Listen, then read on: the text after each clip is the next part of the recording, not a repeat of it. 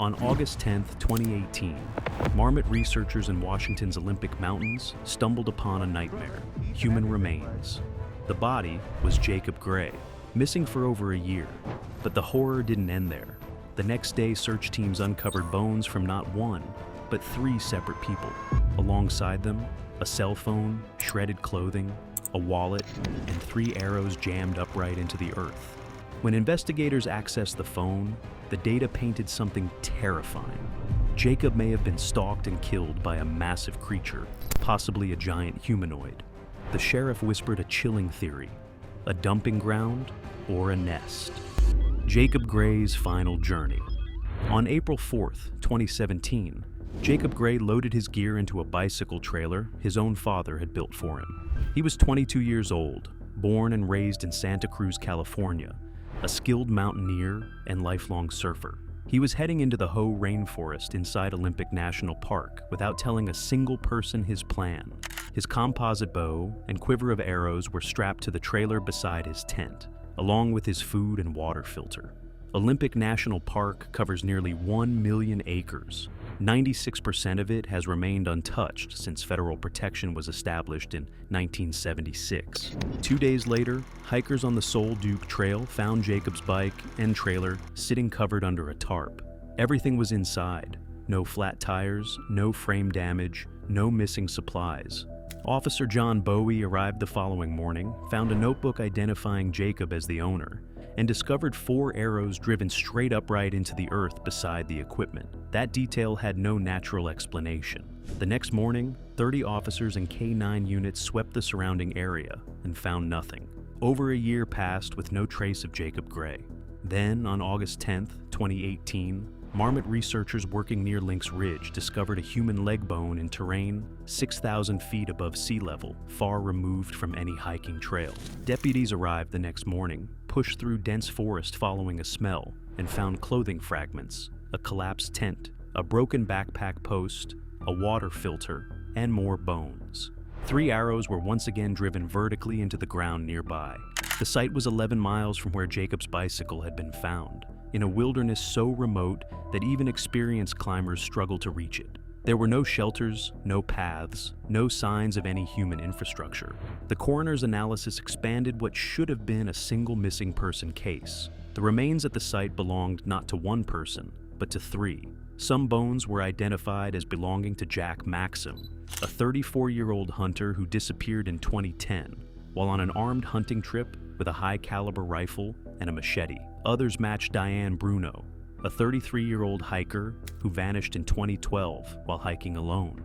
Jack's and Diane's bones were fully bleached and sun-whitened from long exposure. Jacob's wallet was recovered intact, cash and credit cards untouched. Investigators who pulled data from Jacob's recovered cell phone found a short video. It showed a black-furred creature standing fully upright outside Jacob's tent, watching. The creature did not approach.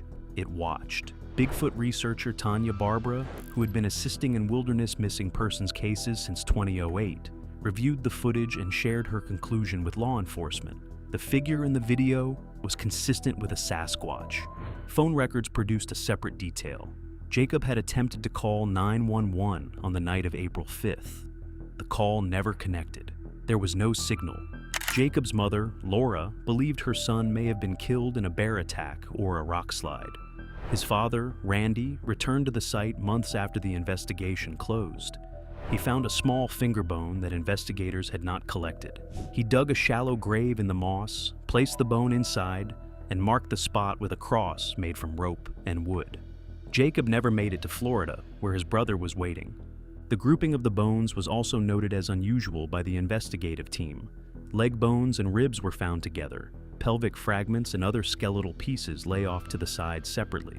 Forensic specialists noted that this arrangement does not match the scatter pattern produced by known predators such as mountain lions or bears, which tend to spread material radially from a kill site. An experienced hunter with a high-caliber rifle and a machete, as Jack Maxim was, is not an easy target for any predator documented in Olympic National Park's ecosystem. Sheriff Will acknowledged the site showed no signs of human activity anywhere in the surrounding area, and no approach routes that a human would reasonably use to reach a location 6,000 feet up and 11 miles from the nearest market trail. 3 bodies and no answers in Washington. That same year, on the eastern slope of the Cascades, 5 men with rifles spent an entire night in a cabin, fighting something that would not stop. The Battle of Ape Canyon. In July 1924, 5 miners working a gold claim near Mount St. Helens, Washington, triggered the most violent Bigfoot incident in recorded American history. The 5 men, Fred Beck, Marion Smith, Roy Smith, Gabe Leafever, and John Peterson, were working a remote claim called the Vander White, in terrain so inaccessible it was barely reachable even in 1924. For several evenings before the attack, they heard a shrill, precise whistling, drifting back and forth between the ridges, as if 2 beings were exchanging signals. They also heard a rhythmic chest thumping. Then they found the tracks, 5-toed, 18 inches long, pressed deep into soft soil near the creek. On the afternoon before the attack, Fred Beck walked to the canyon edge to draw water. He saw a creature 80 yards away, standing beside a pine tree 7 feet tall, covered in blackish-brown hair, watching him. When it ducked behind the tree and peered around the trunk, Beck raised his rifle and fired 3 shots. The creature toppled backwards over the canyon rim and fell 400 feet into the gorge below. The miners agreed to leave at first light. They didn't make it. That same evening, before the physical assault began, Beck and the other miners heard the whistling start again, the same ridge-to-ridge pattern they had tracked across every previous night. This time, it was closer, and it did not stop. That night, the cabin was attacked. Boulders rained onto the roof in repeated waves, cracking the logs and shaking the frame.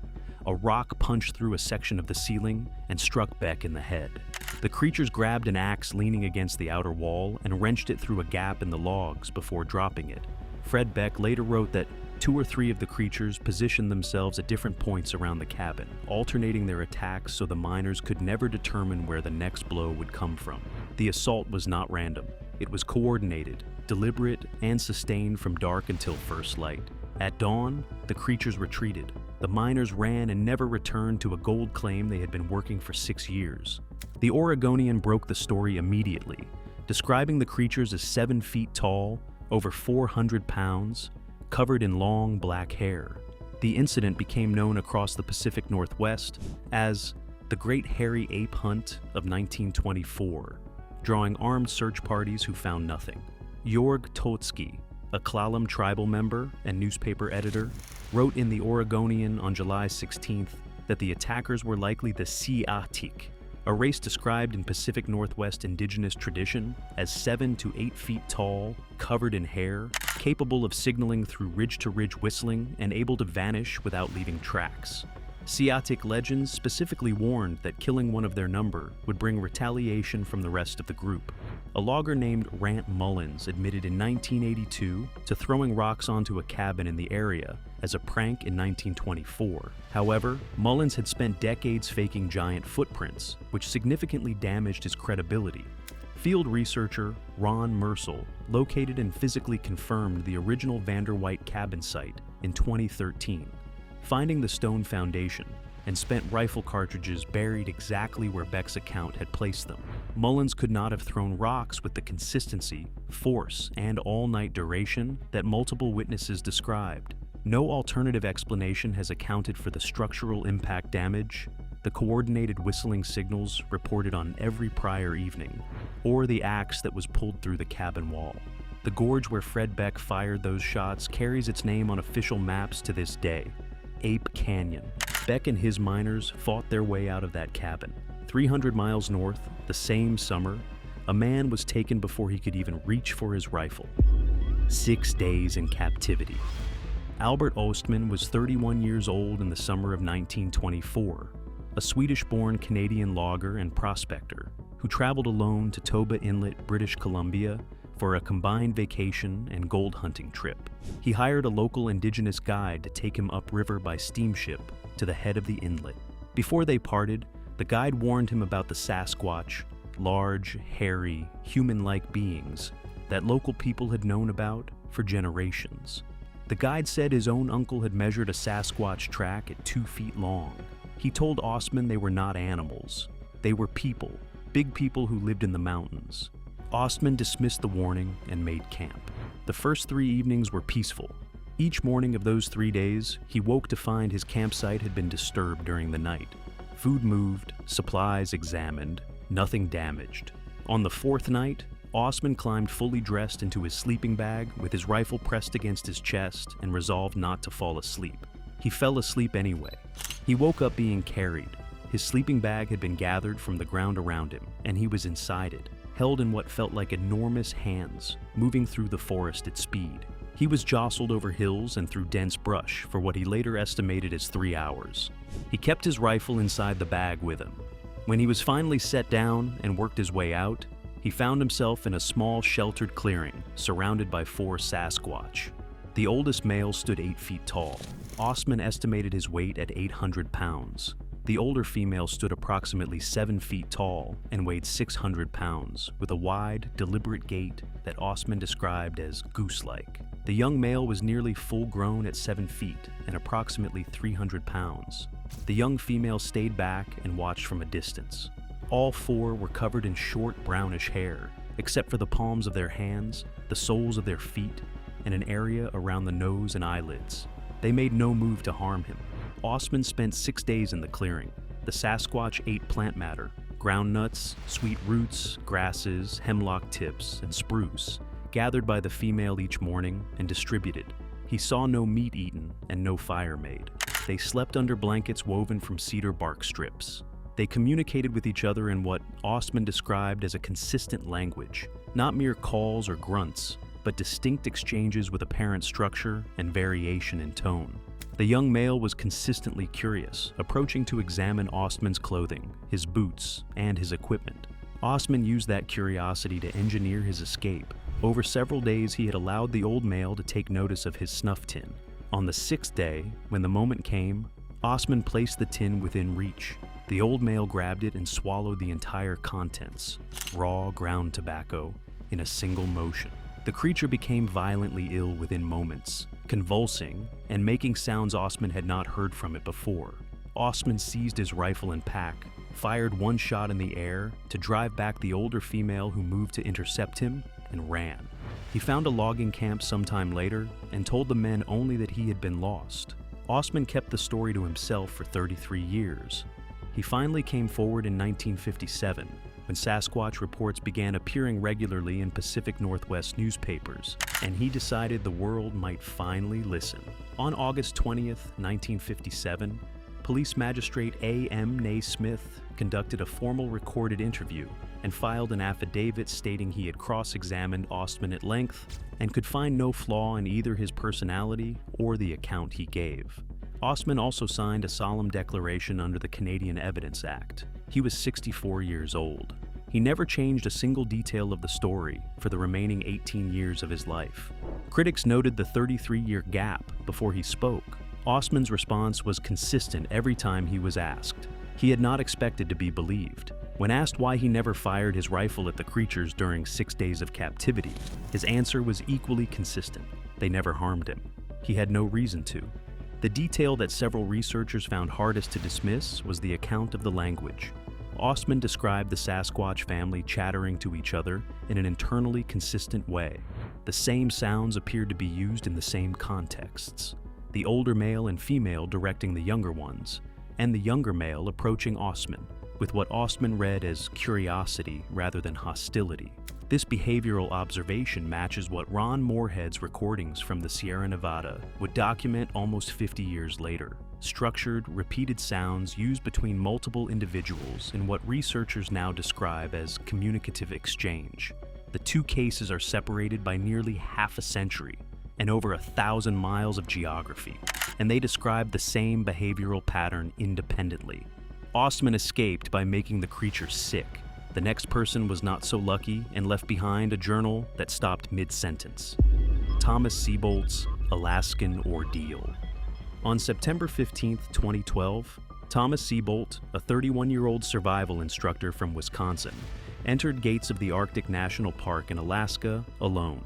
He was one of the most qualified people his friends could have imagined for the terrain. He had trained for years in extreme environments, surviving temperatures as low as -25 degrees Fahrenheit for weeks at a time. He could build shelters from compacted snow, start fires without matches, and hunt with tools he made by hand. Everyone who knew him said the same thing. If anyone could survive the most extreme environment on Earth, it was Thomas. Gates of the Arctic National Park covers 8.47 million acres entirely within the Arctic Circle, bordered by the Arctic Ocean. It is the largest national nature reserve in the United States, roughly the size of Belgium, and is considered to be at the edge of the world, even by Alaskan standards. Thomas planned to traverse sections of the Brooks Range toward the remote mountain village of Kobuk. He never arrived. When he failed to catch his scheduled flight on November 11th, a search and rescue operation was mobilized. For 13 brutal days, rangers combed the frozen expanse before winter's iron grip forced them to ground.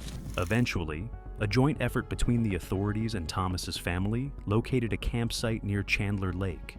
Inside the tent, they found the mundane relics of a man preparing for the wilderness: a sleeping bag, tattered denim, a satellite phone, and a waterproof journal. But the contents of that journal and the footage on his camera turned a missing person case into a cryptid nightmare. The first few weeks of his writing read like a love letter to the wild. He marveled at the perfection of the weather, the symphony of birds and streams, and the fiery crimson sunsets that bled across the ice. He wrote with gratitude about the kindness of local villagers and the richness of his meals: salmon, berries, fresh meat. There was no fear in those pages, only a profound sense of belonging. That serene tone shattered abruptly on the final night of September. Thomas documented a harrowing encounter at his shelter, a violent, deliberate assault on his door. He initially thought it might be a villager, but the moment he pressed his ear to the wood, he was met with a guttural howl so deep and alien that it vibrated through the planks. Whatever was outside possessed a terrifying strength. He wrote that he felt the cabin could be ripped apart at the seams. He spent the night in frozen silence, and by dawn, he had packed his gear and fled 20 kilometers closer to Chandler Lake. But the relocation did not bring safety. It brought escalation. Deep in the interior, he began finding physical evidence of something massive and intelligent. He stumbled upon footprints that dwarfed his own by twice the length, and discovered crude shelters woven from broken branches, structures far too deliberate to be the work of wind or wandering fauna. The oppressive sensation of being watched, which had haunted him since the cabin incident, became a constant companion. Then, the sightings turned visual. While filming the landscape with his camera, Thomas captured a figure in the distance that initially appeared to be a standing bear. But as his lens focused, the silhouette resolved into something far more disturbing: a towering, pitch-black humanoid shape, completely still, tracking his movements from the tree line. It did not charge or flee, it simply observed, and Thomas knew in his gut that it was hurting him. On his final night, just as daylight bled out over Chandler Lake, Thomas made his last camp with only a single meal remaining. His final written entry is a visceral plea, describing the air as physically heavy and the terror as absolute. He asked a haunting rhetorical question to the void: could anyone save him? The camera that night captured the grim evidence. Investigators later analyzed the audio from his earlier September recording. They found percussive, limb-like strikes against the cabin walls that were bipedal in rhythm, distinctly humanoid, not the clawing of a four-legged beast. Perhaps most chilling was a separate clip from early October, where Thomas spun his camera in a full circle as heavy, deliberate footsteps crunched around him from multiple directions simultaneously. Yet the frame revealed nothing but empty snow. Later, photographs showed geometric stacks of branches in the forest, patterns too precise to be the result of natural collapse. One photograph showed a cave entrance at the tree line. Another showed a pitch-black humanoid figure completely still at a distance, watching the camera directly. Thomas Seabolt's body was never recovered, but he made sure to document what was stalking him and still did not survive it. In California, Daniel Kleman did not just vanish, he photographed it face to face, and what came back on his phone changed the investigation entirely. Into the lair. On August 11, 2019, Daniel Kleman posted photographs to Facebook from the summit of Thompson Peak in Northern California, 9,000 feet above sea level. He was smiling, sharing trail snacks with 4 hikers he had spent his morning guiding to the top. His caption read, "Just reached Thompson Peak, 9,000 feet up, enjoying a cold beer." That afternoon, he called his girlfriend Callie to say he was heading to Sapphire Lake and would be home on August 14th. A GPS ping confirmed he reached the Sapphire Lake area that night. Callie never heard from him again.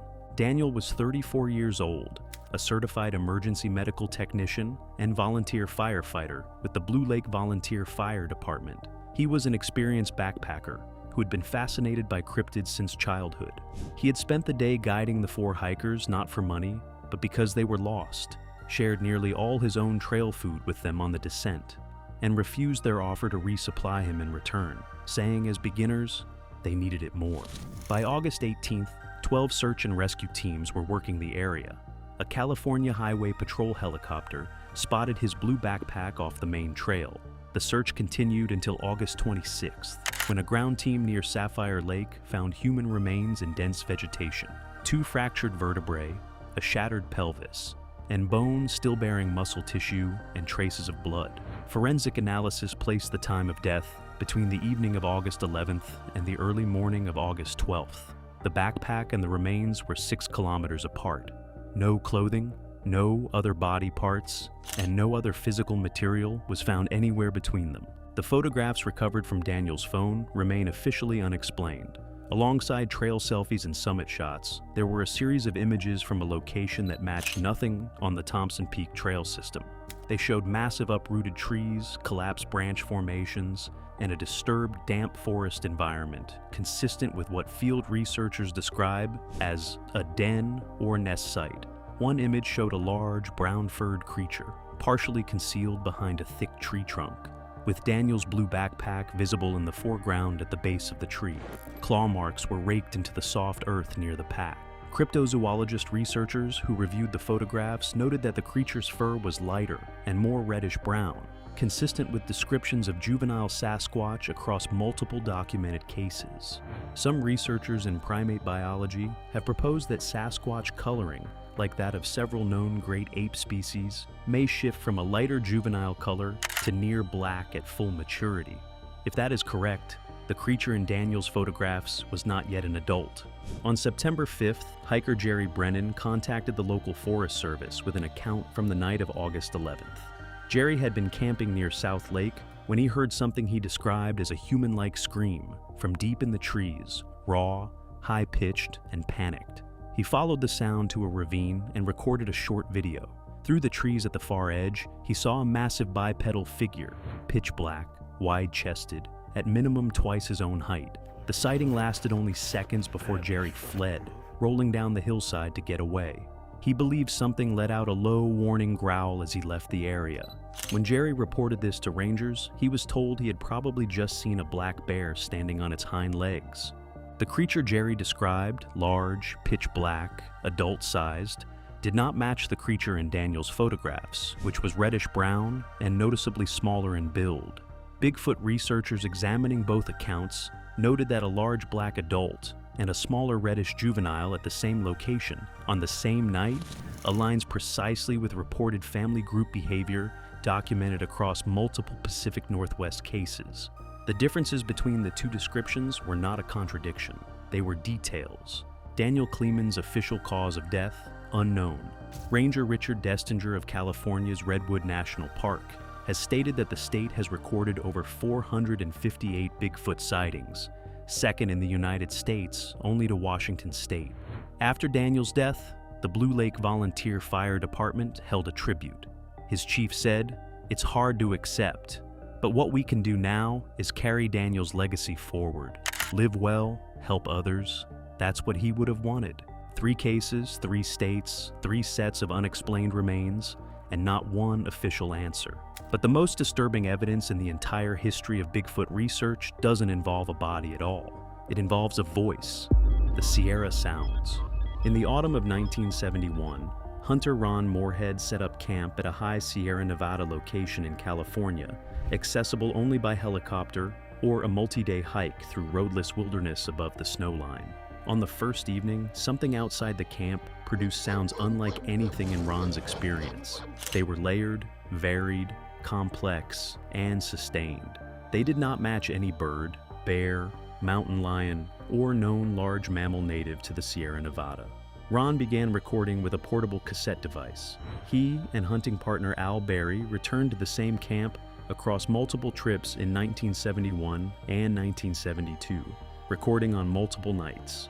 The resulting audio eventually totaled over 90 minutes. It became known as the Sierra Sound and is the most formally analyzed cryptid audio evidence in history. On multiple nights, the creatures came close enough to the camp for members of the group to see large, dark shapes moving along the tree line in the moonlight. Ron Moorhead estimated the tallest figure at 8 to 9 feet in height. The creatures were consistently drawn to the smell of cooking food. They returned on multiple nights and in multiple seasons, approaching within a few dozen feet of the tents before retreating into the forest. They never entered the camp. They watched, then they moved away. Dr. R. Lynn Kerlin, an electrical engineer at the University of Wyoming, conducted a formal acoustic analysis of the recordings in 1978. Kerlin measured the formant frequencies in the vocalizations, the resonant peaks that define the sound signatures of known primate and human speech. The frequencies he found fell outside the range of any known human vocal anatomy. He concluded that the sounds had been produced by creatures with a vocal tract significantly larger than that of any human being. A normal human vocal tract measures approximately 7 inches in length. Scott Nelson, a former U.S. Navy cryptolinguist who spent decades decoding foreign military communications, conducted a separate analysis published in 2008. Nelson's assessment was direct. The Sierra Sounds contained what he termed formative language, a structured communication system with consistent phoneme patterns, tonal inflection, and intentional repetition. In his professional judgment, the recordings showed meaningful communication rather than random vocalizations. He estimated the vocal tract of the speakers at between 12 and 16 inches, nearly twice the length of a human vocal tract. Nelson's background is relevant. He was not a Bigfoot researcher before analyzing these recordings. He was a career military linguist. The methodology he applied was identical to what he had used for decades on intercepted foreign language audio for the United States Navy. He concluded that something in the Sierra Nevada in 1971 was using a structured, consistent communication system that no known animal on Earth is anatomically capable of producing.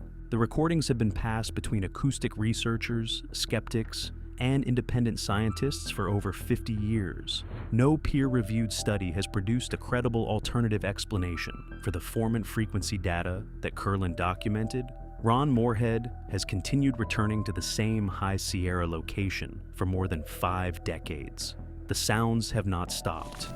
What the recordings could not answer was what was being communicated. They established that something was speaking. They could not establish what was being said. But Nelson's analysis produced one additional observation that has not received wide coverage. In several sections of the recording, the same phoneme sequences appear to repeat across different exchanges, as if the same words or phrases are being used more than once in what sounds like a conversation. In known human and non-human primate communication, repeated phoneme clusters are the signature of vocabulary, specific sounds attached to specific meanings. Nelson stopped short of calling it a vocabulary, but he did not rule it out. He described the Sierra Sounds as the most compelling audio evidence of a non-human, non-cataloged primate communication system he had encountered in his professional career. Thanks for watching. Now check out the videos popping up on screen for more unbelievable stories.